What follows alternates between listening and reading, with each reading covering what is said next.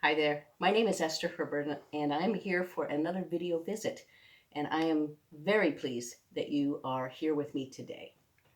Today I want to talk about something that is a little bit more on the serious side.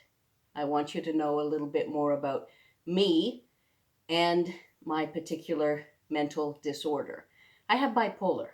I know many of you know that, but I want to tell you a little bit more about it so that you can understand what someone like myself goes through on a daily basis. I want to start with the latest statistics that I have been studying in the last week about bipolar. It is a mental disorder that is afflicted by suicide. It is afflicted by suicide more than any other mental disorder out there. So when you have someone commit suicide with bipolar, it is 1 in 5. 20% of people diagnosed with bipolar will kill themselves. To me, that is so sobering, so sad. Also, 50% of people with bipolar will attempt suicide. So that means in my particular area of disease, 1 in 2 will attempt to end their lives. And that to me is so staggering. It brings me literally to my knees when I think about it. I have bipolar and I have been properly diagnosed since the year 2000. So I'm coming up on 20 years of battling this disease. It is not easy.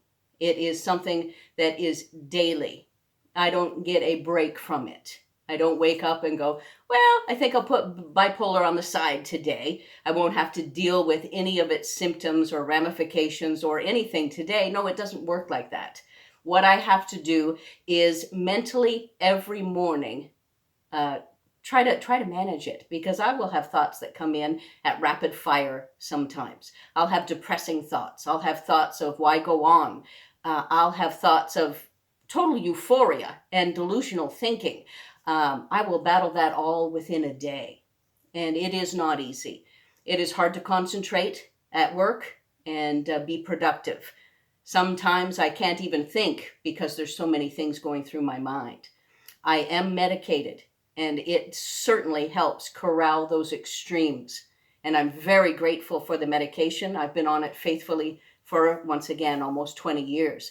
But I will have to tell you that those symptoms do not go away. And I never know when they're going to hit. I was talking to a friend today, and I said to him, I don't know how it's going to be until I wake up. It can be a very challenging morning, or I can feel like I'll take on the world that day. But to think about my fellow bipolar people and knowing that they are contemplating suicide, 50% are doing that every day. It tells me that this is a disease that is hard to manage. I want you to know this about me because I know you tune in, and I appreciate that so much. And I try to give you good coping tools on how to manage. And I also like to give you something fun occasionally. I had my pet in my lap the other day, so things like that, just to make it interesting.